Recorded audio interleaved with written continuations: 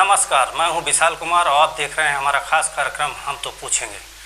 वैसे तो Shahdol river state highway में पिछले 3 साल से मेंटेनेंस का काम चल रहा है। इसके बाद भी सड़क के दामन से बदहाली का दाग छूट नहीं पा रहा है। जगह जगह उखड़ी सड़क और बड़े बड़े गड्ढों की बदौलत इस सड़क पर चलना दूभर हो गया है।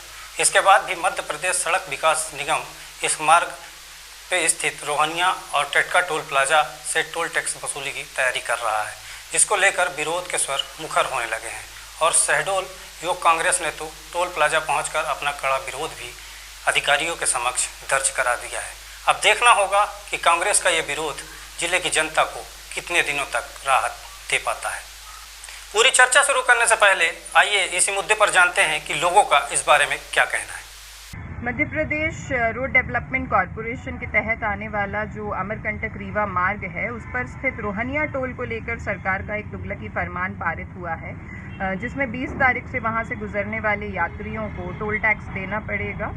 सरकार के इस निर्णय का हम कड़ा विरोध करते हैं, क्योंकि जो मार्ग है वो पूर्ण रूप से जर्जर पड़ा हुआ है और बनस्पत इसके कि जनता से टैक्स वसूला जाए। सरकार को तो वर्तमान परिस्थितियों में जनता का अभिवादन व्यक्त करना चाहिए, जो इस तरह के खस्ताहाल सड़कों का उपयोग करती है।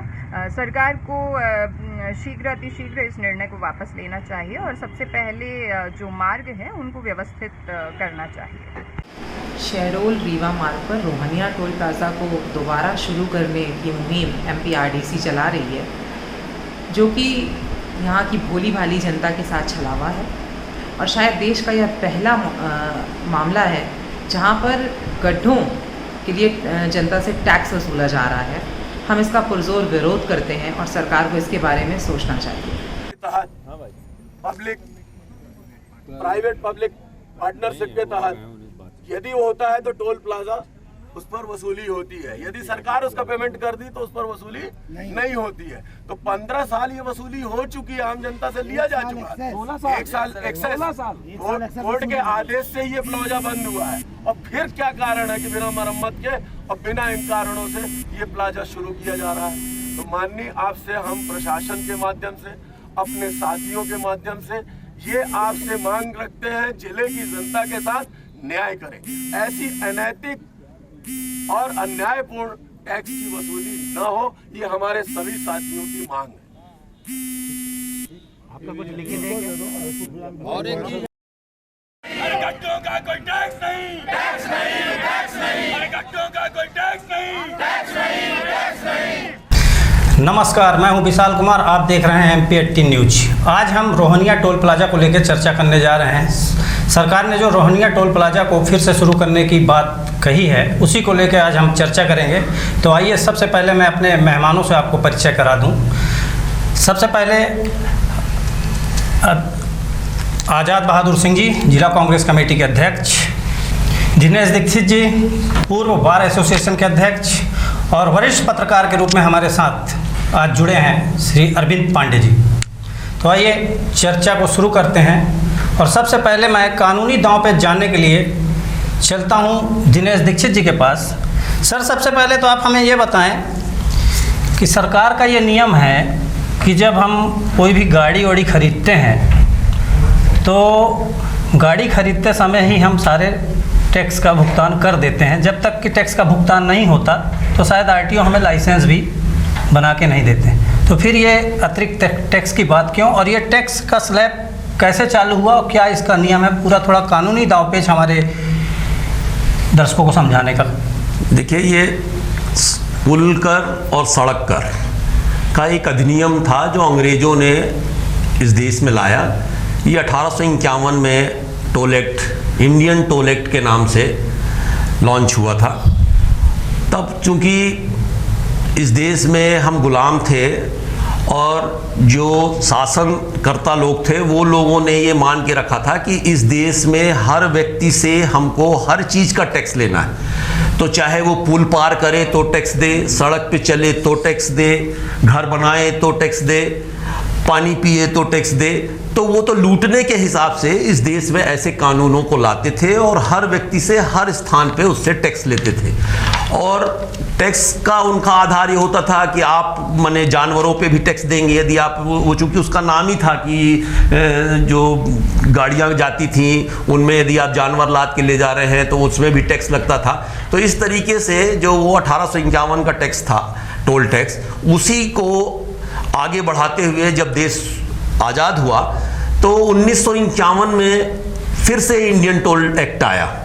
और उस टोल एक्ट के तहत पहले तो सिर्फ सड़कों पे टोल नहीं लगता था, टोल लगता था सिर्फ पुलों पे।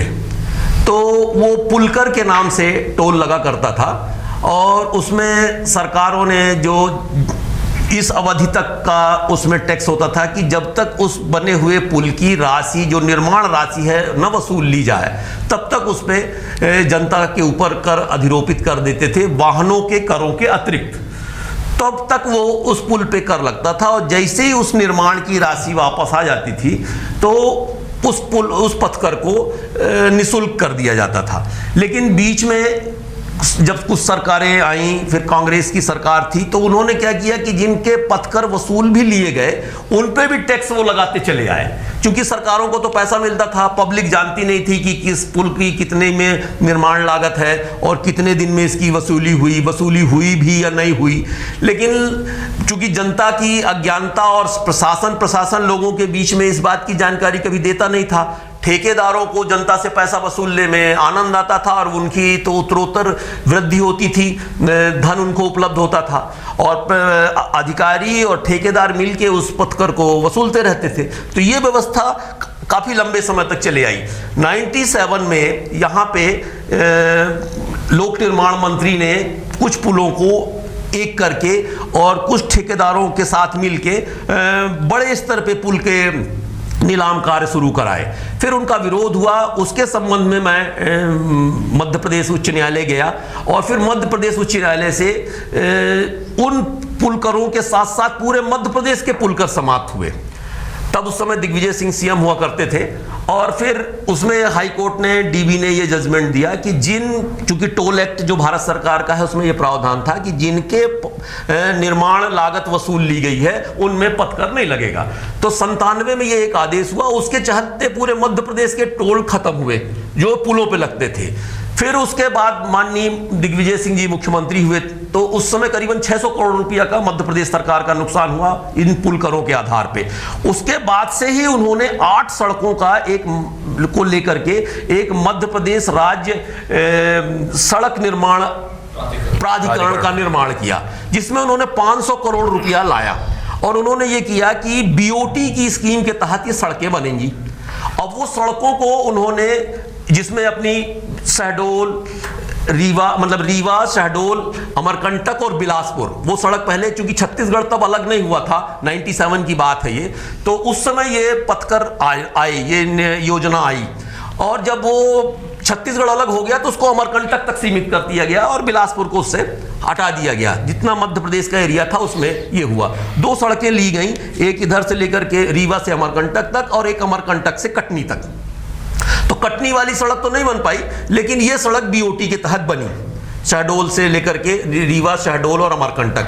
ये करीबन 210 किलोमीटर की सड़क थी, जिसमें 210 करोड़ रुपए ही शायद उसका निर्माण लागत आई प्रति करोड़। हाँ, और करीबन 53.5 करोड़ रुपया उसमें अनुदान दिया गया। और एक मलेशिया की कंपनी यहाँ आई उसको बनाने, उस सड़क को। और वो जब सड़क बनाने वो कंपनी आई तो उसने उस सड़क को अपने एक और रीवा टोल प्लाजा के नाम से उसको अपना क्या बोलते हैं, जॉइंट वेंचर बनाया और उस सड़क बनी और उसके तहत उसने टोल वसूली का काम शुरू हुआ। उसमें जो मेन घपला हुआ था वो 53 करोड़ रुपया में हुआ था, जो राज्य सरकार से अनुदान मिला। तो वो अनुदान की राशि ही प्राप्त करने के लिए, क्योंकि मलेशिया की कंपनी ने कहा कि भाई मैं तो अकाउंट पे ही पैसा लूंगा और यदि वो पैसा मेरे खाते में नहीं आएगा तो मैं आपको दूंगा नहीं। तो उसके तहत यहाँ पे रीवा टोलवे प्लाजा के नाम से वो बना वो कंसोनेंसर क्या कहते हैं उसको, माने संशोधन राशि ग्रहण करना के नाम से, तो उसने वो पैसा अपने पास लिया और उस पैसे का फिर इन लोगों ने बंदरबाट कर लिया।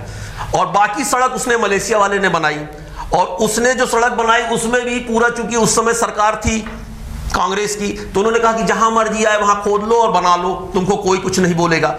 बाद में जब अशोक भार्गव कलेक्टर आए तो इनके ऊपर इन्होंने 2-2 करोड़ रुपया का उसका लीज का उनके ऊपर जुर्माना किया, जिसके आदेश भी मेरे पास है, अभी यहीं पे उपलब्ध है। उसकी वसूली आज तक नहीं हो पाई। वो 2-2 करोड़ रुपए की राशि इसी रोड पे, जो अपने शहडोल जिले का खनिज था, वो उन्होंने उपयोग किया, सड़क बनाई, और विगत 15 साल तक इन्होंने टोल वसूला। टोल एक्ट में भी ये प्रावधान था कि 24 घंटे में एक बार ही टोल लिया जाएगा, लेकिन राज्य सरकार ने उसमें नया नियम बना दिया प्रति ट्रिप बेसिस के आधार पे। तो जब टोल शुरू हुआ तो सरकार चली जा चुकी थी, उमा भारती आ चुकी थी, तो उनको भी चूंकि पैसा मिलना था, तो उन्होंने भी इसके संबंध में कुछ नहीं किया। उनको उन लोगों ने, लाइजनर लोगों ने अपने तरीके से सेट कर लिया, और पहला बगबार का पुल आरंभ हुआ। उसके बाद ये अपना शहडोल वाला रोहनिया शुरू हुआ, उसके बाद वो अमरकंटक के बाद वाला शुरू हुआ। माने 80-80 किलोमीटर पे 3 रोडों के बीच में पथकर वसूला जाना था। तो इसमें जो पथकर का नियम था कि कैसे वसूलेंगे, तो जो मध्य प्रदेश सरकार ने जो कानून लाया विधानसभा में, उसमें हुआ कि पर किलोमीटर बेस पे पैसा लगेगा। जैसे अपना ट्रेन में होता है कि हमको ट्रेन भले पुरी से लेके हरिद्वार जा रही हो, लेकिन हम उसमें शहडोल से चढ़ के कटनी तक की टिकट ले सकते हैं कि भाई हम शहडोल से कटनी जा रहे हैं, हमने कटनी तक का टिकट कटाया, वहां बैठे और निकल गए। तो इसी तरीके से राज्य सरकार ने भी पारित किया। तो वो कानून भी इसमें मेरे पास है, जो नोटिफिकेशन हुआ, और उसी नोटिफिकेशन को स्टेट गवर्नमेंट की तरफ से हाई कोर्ट में जवाब भी फाइल किया, उनका जवाब भी मेरे पास है। तो उसमें 25 पैसा प्रति किलोमीटर के हिसाब से है। तो प्रावधान यह है कि यदि हम को मान लीजिए गोहपारू जाना है, तो हमने बता दिया कि भैया हम टोल वे पे पहुंचे, हम ये गोहपारू जाएंगे, 10 किलोमीटर का 25 पैसा के हिसाब से आप 2 रुपया 2.5 रुपया काटो और हमको वो कर दो। लेकिन इसमें मध्य प्रदेश सरकार के जो ये सड़क के लोग जो बैठे हैं, एमडी वगैरह, इन्होंने उसको प्रति ट्रिप बेसिस पे कर लिया और फिक्स कर दिया यहां से लेके वहां तक कि 40 रुपया लो। मैंने पूरी रोड का, मैंने पूरे 80 किलोमीटर का फिक्स कर दिया, जबकि प्रावधान प्रति किलोमीटर के हिसाब से। इसी आधार पे मैंने हाई कोर्ट पे रिट फाइल की थी, जो अभी 21/8 को, चूंकि कोरोना काल हुआ और कोरोना काल में हम लोग उपस्थित नहीं हो पाए, तो कोर्टें भी लगी हैं कि मामला डिसमिस करो। तो इसी 21/8 को ये मेरी पिटीशन नंबर 17/461/2007 सिर्फ इसी मेरे नॉन अपीयरेंस में वो खारिज हो गई। तो ये खारिज हो गई। हाँ। अब मैं आऊँगा आज़ाद बहादुर सिंह जी आपके पास। जब एमपीआरडीसी के अधिकारी कह रहे हैं कि हम 20 अक्टूबर तक पूरी सड़क का मेंटेनेंस कर देंगे तभी टोल प्लाजा वसूलेंगे, तो फिर आपको ऐतराज़ क्यों है? क्या सड़क आपके हिसाब से अभी पूरी मेंटेन नहीं हुई है? आप कह रहे हैं कि 20 फरवरी तक, 20 अक्टूबर 20 अक्टूबर से प्लाजा शुरू होना था। उन्होंने कहा कि हम मेंटेन कर चुके हैं, और मेंटेन के बाद हम, आप उस लेटर को पढ़ें, संभागीय प्रबंधक एमपीआरडीसी ने वो लेटर जारी किया है, लिखा है कि 2 करोड़ रुपए मेंटेनेंस में हमने खर्च किया और 8 किलोमीटर बीटी रिन्यूअल किया। 22 फरवरी तक बाकी बीटी रिन्यूअल हम कर लेंगे। ये लेटर ही अपने आप में एक कॉन्ट्राडिक्ट है। हमारा जो विरोध है, हम सबका विरोध है जनहित को देखते हुए कि जो टोल प्लाजा जो वसूला जा रहा है, जैसा कि गाइडलाइन सुप्रीम कोर्ट ने भी केंद्र सरकार को कहा कि बैड रोड्स यानी खस्ता हाल सड़कों का टोल नहीं लिया जा सकता। ये आप पब्लिक से क्यों कहेंगे कि ये पे करो तुम? आप इस उसी बात को लेकर हमारा आंदोलन है, हमारा विरोध है कि जनता से जब तक रोड खस्ता हाल है आप कैसे लेंगे इस पे को। जैसा कि अभी सम्मानीय अधिवक्ता दिनेश जी ने कहा कि जो टोल टैक्स है, वो टोल टैक्स क्रय के समय हम गाड़ियों में, जो हम गाड़ी क्रय करते हैं, देखिए कितनी बड़ी विडंबना है कि जब हम गाड़ी क्रय करते हैं, रजिस्ट्रेशन के लिए आरटीओ ऑफिस में जाते हैं, तो हम 15 साल का रोड टैक्स पे करते हैं, तब हमारा गाड़ी रजिस्टर्ड होता है। और जब हम एक बात के लिए एक सुविधा के लिए टैक्स देख चुके, तो ये बार बार टैक्स जनता पर अतिरिक्त बोझ क्यों? सरकारें कोई भी हो, ये जनहित का मुद्दा है। चाहे जनता से भी जुड़े हुए किसी भी समाज, किसी भी वर्ग, किसी भी प्रोफेशन वर्ग के लोग हों, लेकिन यदि यह टैक्स दोबारा वसूला जाता है, ठीक है, हम कहते हैं कि आपने एक नया एक्ट बनाया, सड़क प्राधिकरण बनाया, उस प्राधिकरण के तहत आपने नई रोड बनाई, जैसा कि 210 किलोमीटर रोड बनाई गई। रोड बनाने के बाद जैसा आपने कहा कि 56 करोड़ का घपला, वो सब जब वो उस समय की तात्कालिक बातें हैं, हम उन विषय पर बहुत ज्यादा नहीं जाएंगे, लेकिन एक जरूर कहेंगे कि सरकार से काम लेने के बाद उसने 56 करोड़ का सरफेस करके हमें दे। हम गड्ढे सड़क नहीं लेंगे, हमें आप सरफेस करके दो, तब हम रोड बनाएंगे और टोल वसूलेंगे। 15 साल का फिक्सेशन हुआ कि 15 साल में जो लागत आएगी वो 15 साल में हम वसूल लेंगे। आप सबको ज्ञान होगा कि 15 साल तक तो वो चला टोल प्लाजा, लेकिन 16वें साल भी वसूल किया गया। 16वें साल कोर्ट जब गए तब ये प्लाजा कैंसिल हुआ, प्लाजा हटाया गया। तो जब प्लाजा हटाया गया और आज वो प्लाजा उसी स्थिति में है, ये लेटर इस बात का गवाह है। ये जो लेटर जारी हुआ है सबके व्हाट्सएप पर दिया गया है प्राधिकरण, क्षेत्रीय प्राधिकरण के डीएम द्वारा, तो वो लेटर अपने आप में बता रहा है कि हमारी सड़क खस्ता हाल है।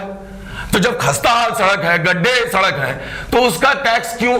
ये प्रश्न है, असल प्रश्न ये है। शहडोल की जनता या हमारे साथ आने वाले जो जन समर्थन में जो लोग आए, उनका सीधा प्रश्न है सरकार से, सरकार के एमपीआरडीसी के उस प्राधिकरण से, कि जब सड़क खस्ता हाल है तो इसका पेमेंट हम क्यों करें, जबकि केंद्र सरकार से सुप्रीम कोर्ट ने निर्देशित किया कि आप खस्ता हाल सड़कों का टैक्स के लिए पीपल से, लोगों से कैसे कह सकते हैं कि पैसा दो। ये है असल मुद्दा। दूसरी बात इसमें जो आई कि हम सड़क के लिए, हम आपके सामने बीओटी की बात आई, तमाम तरह की बातें हैं। देखिए, कानूनी तौर पर हम इस बात को कहते हैं कि PPP, public private partnership, BOT वही सब सारी चीजें हैं। पब्लिक प्राइवेट पार्टनरशिप यानी हम आजाद बहादुर सिंह पब्लिक बॉडी के रूप में यदि सड़क को लेते हैं अपने उसमें एमपी प्राधिकरण के द्वारा उसका निर्माण करते हैं और उस पर प्राधिकरण हमें तय करती है कितने सालों के बाद आप, या एनएचआई, दोनों एनएचआई भी, ये एनएचआई का जो आपका रोड है हमारा कटनी टू गुमला, जिसमें आज हम 8 किलोमीटर पर टैक्स दे रहे हैं, हम उसको खुद कहते हैं कि पूर्णतः अवैधानिक है। वो प्लाजा पूर्णतः अवैधानिक इसलिए है कि जब एमपीआरडीसी ने, मध्य प्रदेश की सरकार ने उसका पेमेंट, उस निर्माण कार्य, सड़क का निर्माण कार्य का पैसा दे चुकी है, भुगतान दे चुकी है, तो फिर प्लाजा क्यों?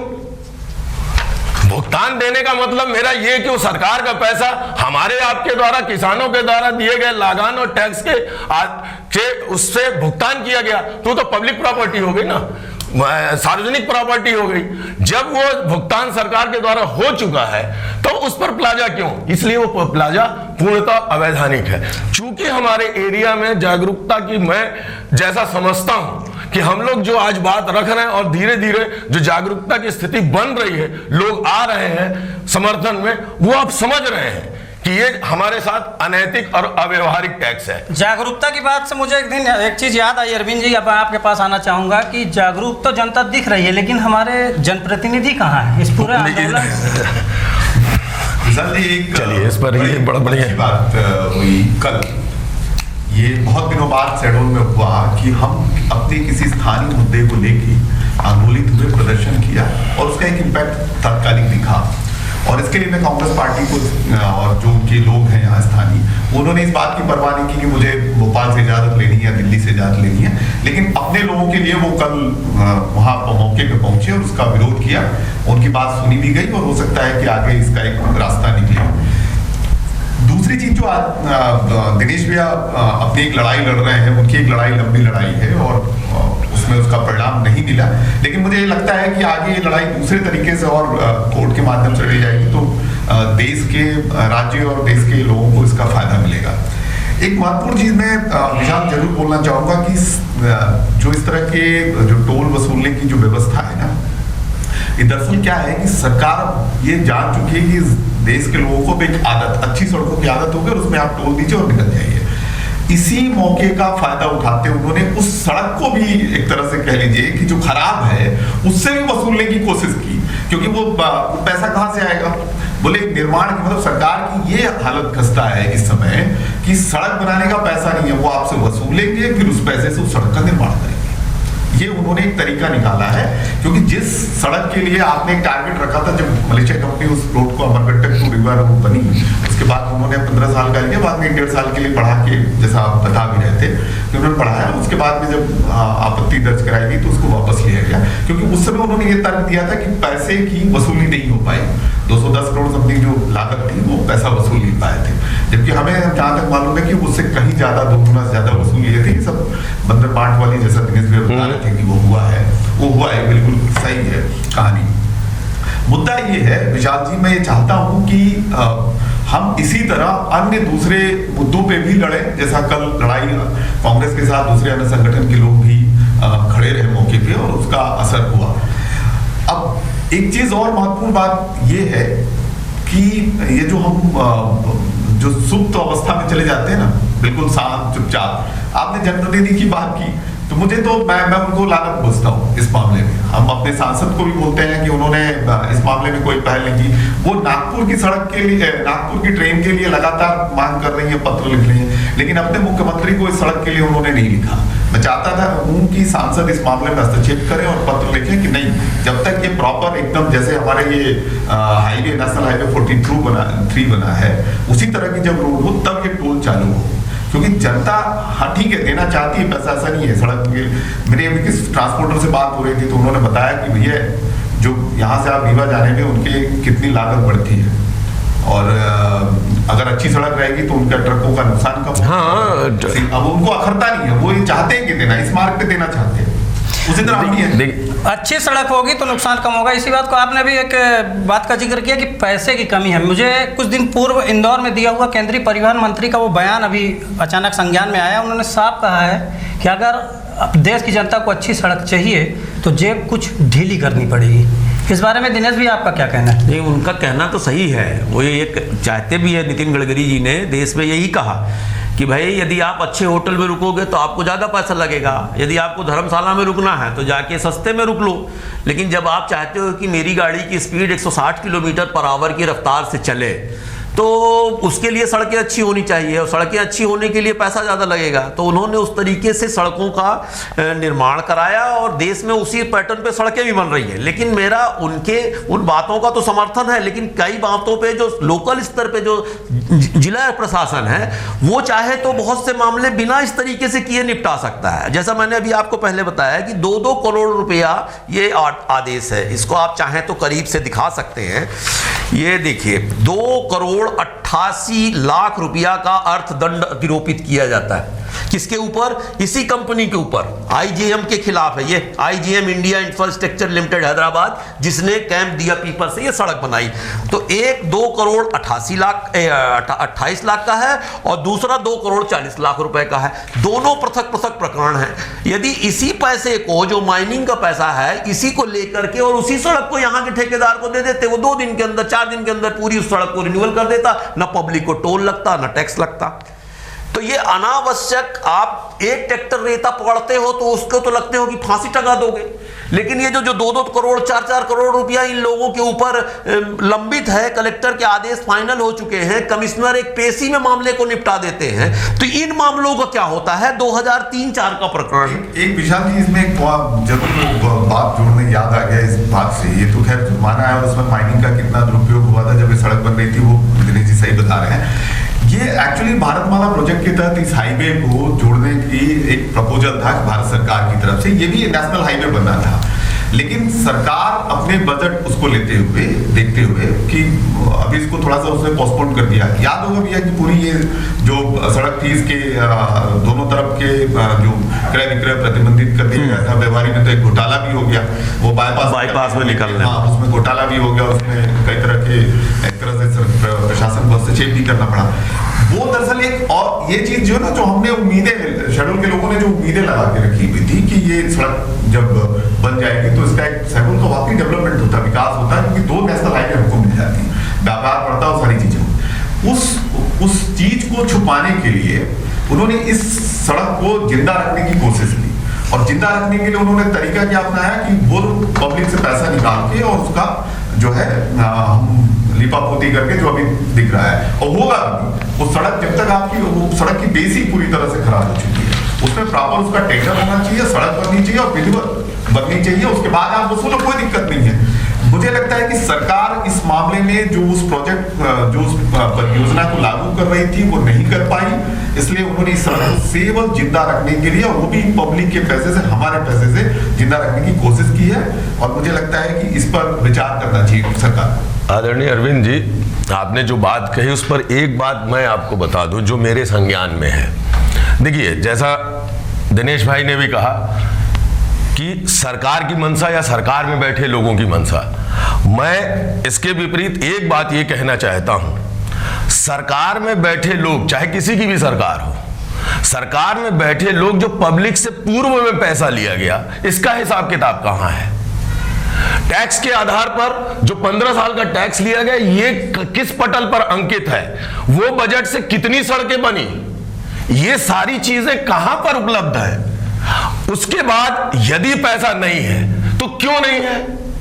जब वो पैसा वसूला गया, पूरे, मैं मध्य प्रदेश की बात नहीं कर रहा हूं, पूरे ऑल ओवर इंडिया में हर न जाने कितने वाहन और टैक्सेस जो लिए जा रहे हैं उसी तरह से लिए जा रहे हैं। रोड टैक्स के नाम पर मान लीजिए मध्य प्रदेश में लिया जा रहा होगा 15 साल का, लेकिन हर जगह तो लिया जा रहा, रोड टैक्स के नाम पर पैसा तो लिया जा रहा। तो उस रोड टैक्स के पैसे का उपयोग कितनी सड़कों के निर्माण में किया गया? NHAI की कितनी सड़कें बनी, राज्य सरकार स्टेट हाईवेज कितने बने, प्रधानमंत्री और तमाम में ये सारी चीजें, ये कहीं पर भी नहीं है। मैं उसी के साथ यदि जिले की बात करूं, मैं जिला कांग्रेस कमेटी का अध्यक्ष हूं, राष्ट्रीय नेता के रूप में राष्ट्रीय बातों पर बात नहीं कर सकता, लेकिन आदरणीय अरविंद जी, आप सब लोग, हम सब लोग, विशाल जी, इस परिस्थिति को देखें कि यहां पर जिला कलेक्टर के मातहत सारे विभाग हैं। आज सारे विभागों में जो भी बजट है या जो भी काम हो रहा है, इसका उल्लेख हमें कहां मिलता है? जबकि मनमोहन सिंह जी की सरकार ने RTI एक्ट के तहत यह दिया है कि पटल पर अंकित होना चाहिए। यदि हम विभाग में एंट्री करें, वहां जाए तो पटल पर अंकित हो कि इस बजट में, इस सेशन में ये निर्माण कार्य है, इसमें इतना बजट है, इतना कार्य हो चुका है। इसकी जानकारी लेना हो तो आप इस अधिकारी से संपर्क कर सकते हैं। यदि वो जानकारी नहीं देता है तो अपीलेंट अथॉरिटी फलाने से आप मिल सकते हैं। ये तमाम चीजें, ये है 4.1 RTI एक्ट का उल्लंघन। हम सड़क पर चलते हैं, यदि गलत बाएं दाएं चल रहे हैं, उसका एक अपराध कर दिया, हमें पेनल्टी हो गई, लेकिन ये अधिकारी बैठे इस अधिनियम का विरोध कर रहे हैं, इनके खिलाफ FIR कौन करेगा? ये नहीं है अपराध क्या? मैं ये प्रश्न करना चाहता हूं। जिले में तमाम प्रोजेक्ट चल रहे हैं, उसके तहत भी जाइए तो निजी प्रोजेक्ट्स जो हैं, ये भी यहां पर निजी उद्योग सारे स्थापित हो रहे हैं, चाहे रिलायंस हो, चाहे ओरिएंट पेपर मिल तो बहुत पहले से ही है, और अल्ट्राटेक है। अभी मेरी जानकारी में चोगले और तमाम तरह से 26 कंपनी आई हैं। इनको भी अपने प्रोजेक्ट्स के तमाम बजट को आपने किन किन लोगों को किस आधार पर रखा, सारी जानकारी उस पटल पर होनी चाहिए। यदि मैं एक नागरिक के रूप में उनके प्रवेश करूं उनके ऑफिस में, तो उसकी सारी जानकारी मुझे होनी चाहिए, उसकी सारी जानकारी मुझे होनी चाहिए। इसी के साथ अब हम लेते हैं छोटा सा ब्रेक के बाद फिर हाजिर होते हैं।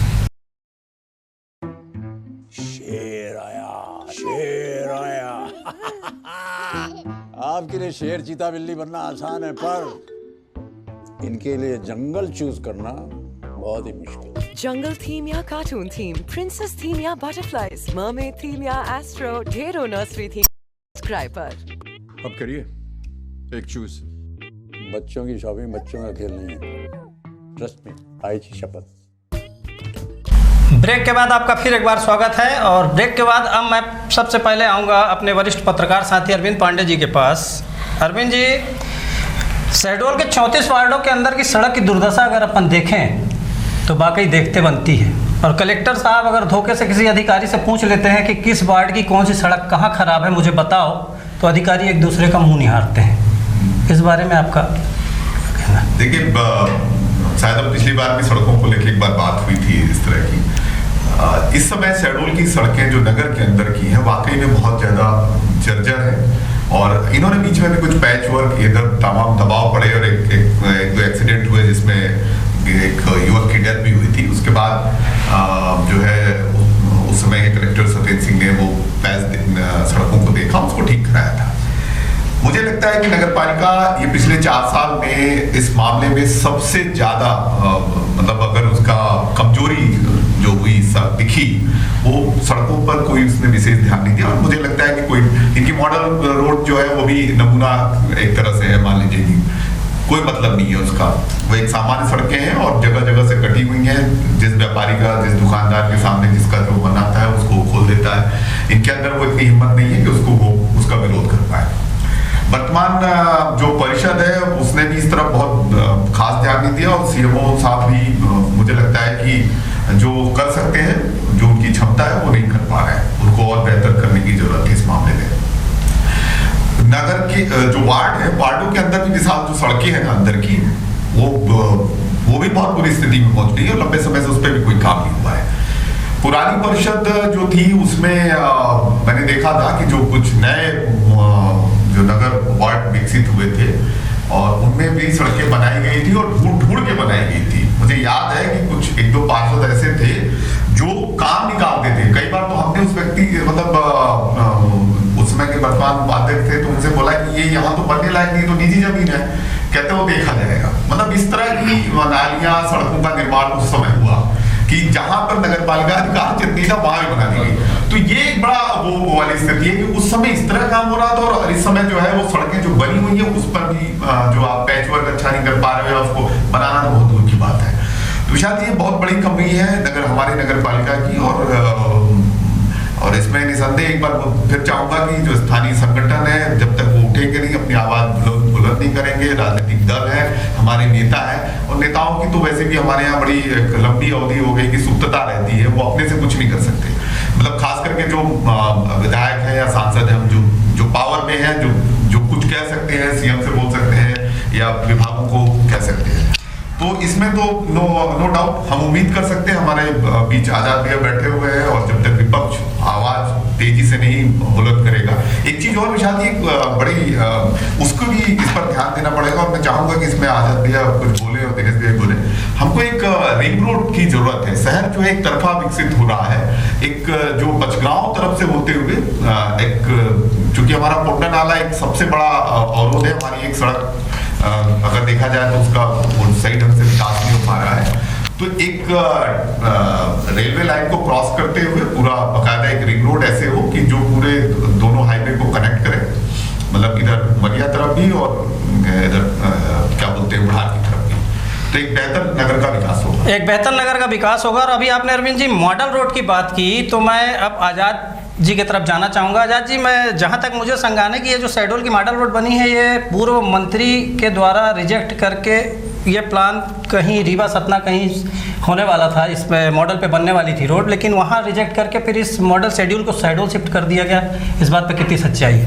इस बात की तो मैं बहुत ज़्यादा जानकारी आपको नहीं इसलिए दे पाऊंगा कि उस पर ये परिषद के लोग ही दे सकते हैं और चेयरमैन दे सकते हैं। लेकिन मैं ये जरूर कहूंगा व्यवहारिक तौर पर कि जो मॉडल रोड की बात आई, मॉडल रोड जो भी बना है मॉडल रोड के नाम पर, आप देखें तो बरसात में वो स्विमिंग पूल हो जाता है और अन्य समय वो चलने लायक नहीं रहता। आप 39 वार्ड में सारे रोडों की यही दशा है, चाहे चेयरमैन का वार्ड हो, चाहे हमारे किसी भी पार्षद के परिस्थिति। हम जनप्रतिनिधियों का विरोध इसलिए नहीं कि चाहे वो किसी भी पक्ष के हो, परिषद की बात कर रहा हूं। परिषद में बैठे लोग मॉनिटरिंग के अलावा यदि ठेकेदारी करेंगे तो मॉनिटरिंग कौन करेगा? मेरा ये प्रश्न भाई, यदि कहीं तीखा लगे तो मैं क्षमा चाहूंगा, लेकिन वहां पर ये परिस्थितियां हैं। किसी भी तरह से देखा जाए, आपने सड़क नाली दोनों तरह की बातें की, कोई भी सड़क हमें यह बता दिया जाए कि सुविधापूर्ण चलने के लिए जहां से शुरू है और उसका अंत हो गया हो, नाली की स्थिति जहां से शुरू है वो उसका आउटलेट पूरा गंदगी लेके शहर के बाहर कर दे, ऐसी कोई एक नाली मुझे बता दी जाए, नहीं है। और रहा सवाल, जैसे परिषद के परिस्थिति में स्वच्छता अभियान और तमाम तरह की बातों को उठाया था, बोर्डों में होर्डिंग्स में लगा था, आप देखे होंगे कि लगभग मैं समझता हूं कि 20 से 25 लाख रुपए की होर्डिंग लगी थी, लेकिन शायद वो पैसा स्वच्छता अभियान का नालियों में लग जाता, नालियों की साफ सफाई में लग जाता, तो आज हमारा शमशान घाट, शांतिवन सार्वजनिक जगह का एक ऐसा केंद्र है जहां पर लोग लगभग हमारे यहां जब स्वजन खोते हैं तो हम वहां जाते हैं। वहां की स्थिति यह है कि जैसे हम रोड से नीचे उतरते हैं और शमशान घाट शांतिवन तक जाते हैं, उसके बाएं साइड आप देखिए जाते समय लगभग 10,000 स्क्वायर फीट में पानी न जाने कितने सालों से सड़ रहा है। क्या वहां बैक्टीरिया नहीं है? क्या वहां पर, मेरा यह प्रश्न है कि रोगाणु नहीं फैल सकते? इस कोरोना काल में ऐसी परिस्थिति, उसके अलावा आप सब्जी मंडी चले जाएं, सब्जी मंडी का नाला आप देखें तो आप जहां से सब्जी खरीदते हैं और उसके मेन नाले को और महारानी लक्ष्मीबाई के बीच का जो नाला है, यदि उसको आप झांक के देखें तो पूरे बाजार का कचरा आपको वहां मिलेगा। कच्चा माल, हम सब्जी कच्चा माल है, हम अपने घर ले जा रहे हैं, वहां से क्या हम रोगाणु अपने घर नहीं ले जा रहे हैं? ये मैं नगर परिषद और नगर पालिका के और यहां बैठे महकमेदारों से और जनप्रतिनिधियों से ये कहना चाहता हूं कि इस पर क्यों नहीं चर्चाएं होती हैं। जैसा आपने अरविंद जी ने कहा कि विधायक सांसद, अभी जो हम लोगों ने टोल प्लाजा का और जन समर्थन मिला, भारतीय जनता पार्टी के अध्यक्ष से लेकर विधायक तक का बयान आया, तो बयान सिर्फ सिंपैथी, जनता का सिंपैथी लेने के लिए, आप सामने क्यों नहीं आए भाई? आप तो बैठो, आप सरकार में हो, नीति निर्धारण कराओ, उस पर इस तरह की स्थिति तैयार करो कि विधायक जी बैठे मुख्यमंत्री जी के साथ, हमारे भारतीय जनता पार्टी के सम्मानित अध्यक्ष महोदय बैठे, संज्ञान में लाएं और यहां की जनता को राहत दिलाएं। जो अनैतिक टैक्स वसूली हो रही है, ये जो अतिरिक्त भार पड़ रहा है जनता के ऊपर, इस तरह की परिस्थितियां निर्मित है। मैं कहां तक हम लोग, हर बार हम लोगों की इतिश्री हो जाती है, हम तो बात कहते हैं, हम अपनी बात आपके चैनलों के माध्यम से कहें, अखबारों के माध्यम से कहें, मीडिया के माध्यम से कहें, सोशल मीडिया के माध्यम से कहें, ज्ञापन दे लें, करना तो आपको है, करना तो सरकार में बैठे लोग उनको है, हम मजबूर कर रहे हैं। आज जो हमारा जन विरोध हुआ उसमें हमें सफलता मिली, सब लोगों ने, हमारे पत्रकार साथियों ने, हमारे समाज के हर वर्ग के लोगों ने उस पर संज्ञान लिया, किसान, मजदूर, बस एसोसिएशन, वाहन एसोसिएशन, ट्रक एसोसिएशन और तमाम लोगों ने उस पर अच्छे से संज्ञान लिया, उन्हें समझ में आया और जन समर्थन किया। धीरे धीरे इसी तरह की परिस्थितियां निर्मित होंगी निश्चित तौर पर। आज सड़क की बात है, जैसा कि आपने कहा कि सड़क के अलावा हमें सही में यहां के सभी स्थानीय मुद्दों के लिए एक मत होकर लड़ना है। मेरा तेरा बिना देखे हुए, मेरा तेरा बिना देखे हुए यदि हम यहां के विकास की लड़ाई नहीं लड़ेंगे तो हम अपने क्षेत्र और अपने वातावरण का नुकसान करेंगे। एक सवाल था इसी कि आपके परिषद में तो आपके पार्षद भी निश्चित, मैंने क्या कहा, मैं आप दोनों के प्रश्नों का जवाब दे दूं। मैं चूंकि परिषद में रहा हूं, अभी भी हूं, पहले भी था, क्यों नहीं होता? अभी आपने कहा कि इसके पहले की जो परिषद थी उस परिषद के पार्षदगण स्थान ढूंढते थे कि हम सड़क कहां बना दें। तो यदि वो पार्षद स्थान ढूंढते थे तो कहीं ना कहीं सड़क बनाए होंगे। तो यदि वो सड़क आज से 4 साल पहले बनी थी तो सड़क गई कहां फिर? तो ये दो तरफा बात नहीं होनी चाहिए। और इसके पहले की परिषद का मैनेजमेंट इतना बढ़िया था कि 80% अब में काम होता था, इसलिए पार्षद काम ढूंढता था। आज की परिषद में 20% बिलों में काम हो रहा है। सीमेंट 200-310 रुपया है, रेता जो 1,500 रुपया थी आज वो 8,000 रुपया में मिल रही है। तो ठेकेदार ने बिलो 20% में तो टेंडर डाल दिया, लेकिन काम इसलिए नहीं हो पा रहा है क्योंकि परिषद का मैनेजमेंट नहीं है। क्यों नहीं है? क्योंकि इसके पहले के 2 साल परिषद के अध्यक्ष के विरुद्ध अविश्वास में निकल गए, शुरुआती के 2 साल, बाद के 2 साल कोरोना में चले गए। तो काम कहाँ हो?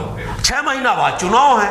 तो अब इस 6 महीने के दौरान कुछ लोग जो टेंडर हुए हैं और उसमें भी वो ठेकेदार भाग रहे हैं जिन्होंने बिलों में टेंडर कंपटीशन में डाल दिया, क्योंकि मैनेजमेंट नहीं है। मैनेजमेंट का मतलब आप सब भली भांति परिचित हैं कि जब ऑनलाइन टेंडर होता है तो इसके पहले की परिषद के जो लोग तथाकथित, जिनको आप कह रहे हो सम्मानित लोग, वो क्या करते थे कि टेंडर लेने नहीं देते थे, तो वो बांट देते थे कि ये काम तुम्हारा, 3 टेंडर डालोगे, 30%, 40% अब काम होगा। तो पार्षद सड़क ढूंढता था, तो ठेकेदार सड़क ढूंढता था कि 40% में मैं 60% कमाऊंगा। और तब रेता 1,500 रुपया था, आज रेता 8,000 है, तो कहां से काम हो? समस्या ये है मूलतः। हमारी जो वर्तमान अध्यक्ष है, एक तो बेचारी महिला है, दूसरा इतने तथाकथित जो बाहर से उसके ऊपर दबाव डालते हैं कि वो कुछ करने की स्थिति में नहीं रह पाती।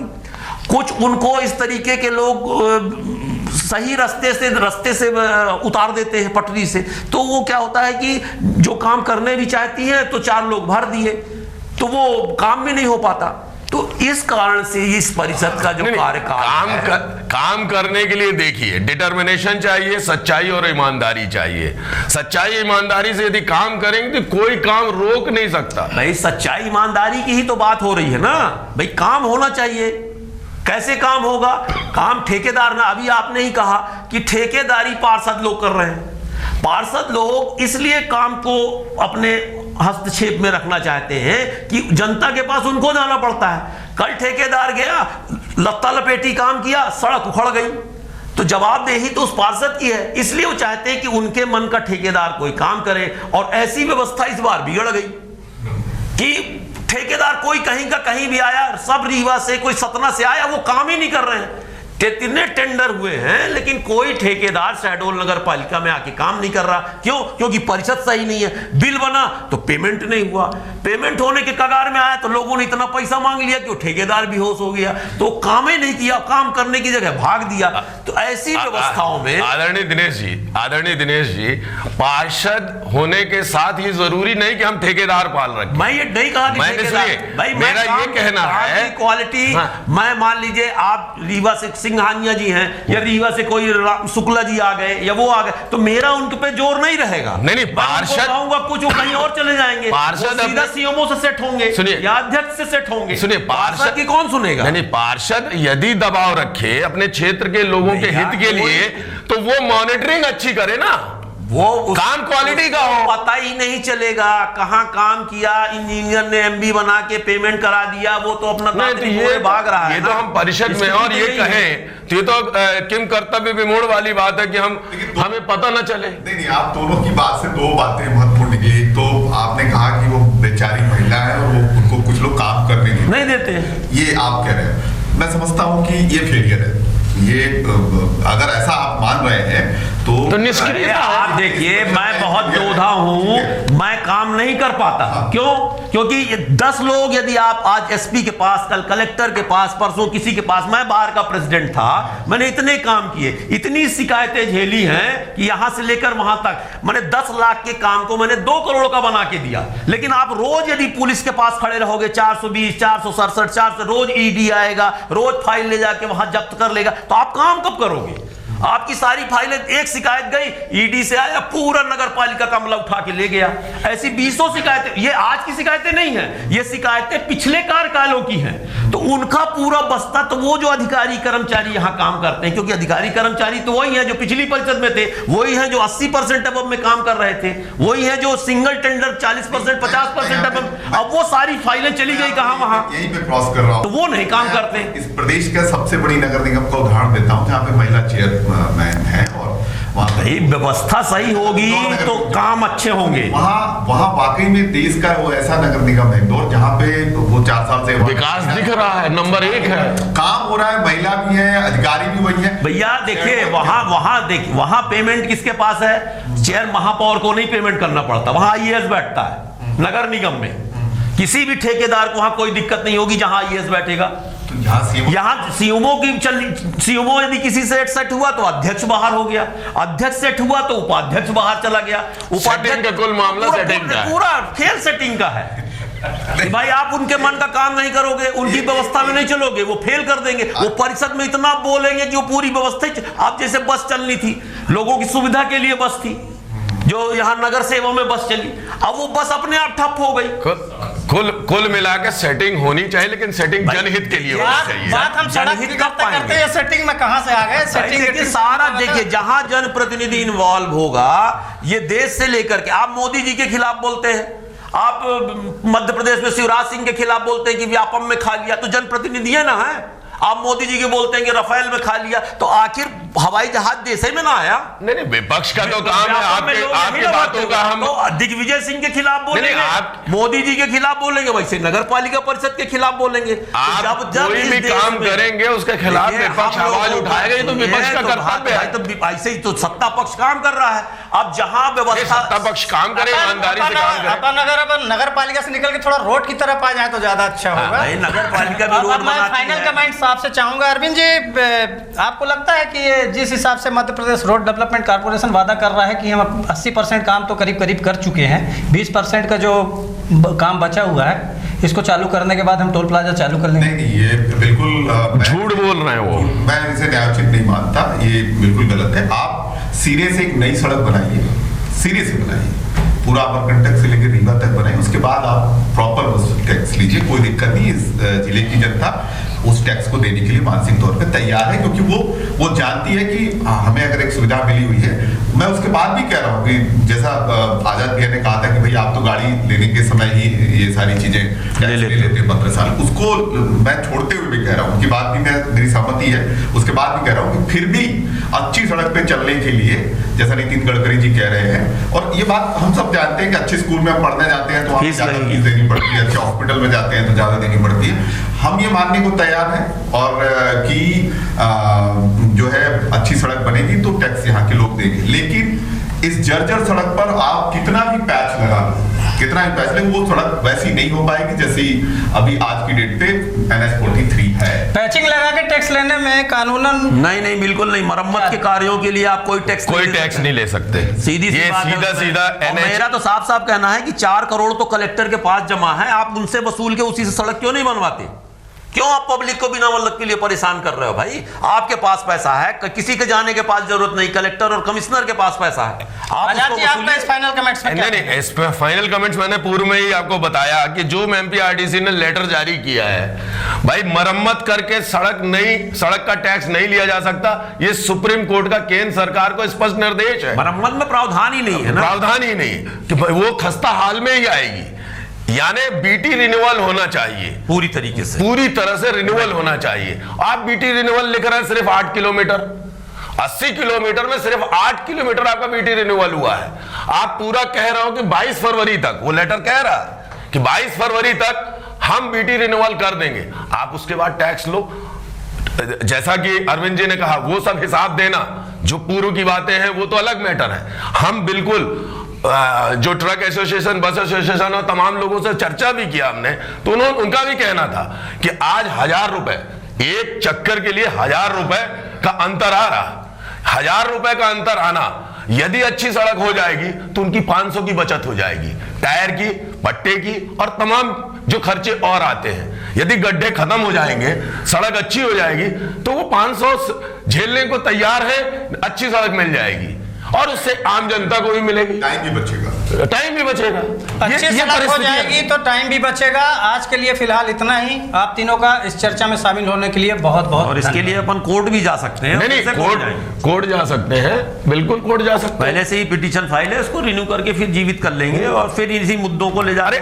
आप इसी सड़क पर थोड़ा सा, यदि आप इसी सड़क पर मैं आज चर्चा करूं कि जैसा अभी वर्तमान कलेक्टर जब आई, हमने सत्येंद्र सिंह से भी बात की थी, ये जो बाणगंगा तिराहे से लेके जो शहर की रोड की बात चली थी, बाणगंगा से लेके गोरतरा तक, वो जो नाले के आगे वो जो किया मोटर्स का जो है, यहां तक की बीच की सड़क की स्थिति ये है कि आज वो त्रिशंकु हो गई है।